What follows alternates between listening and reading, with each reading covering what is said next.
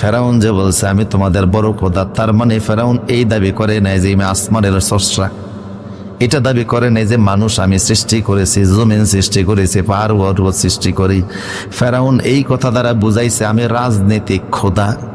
রাজনৈতিক খোদা মানে হলো এই দেশ চলবে আমার আইনে, এই দেশ চলবে আমার হুকুমে, এই পাবলিক চলবে আমার হুকুমে, দেশ চলবে আমার আইনে, আমি যেমনে চালাই সেইভাবে চলবে।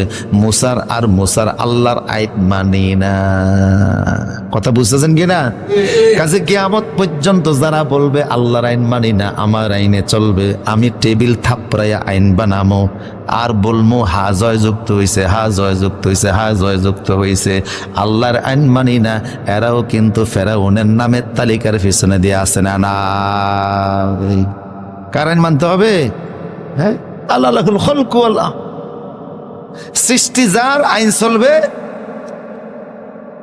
তিনি তো সৃষ্টি করছেন।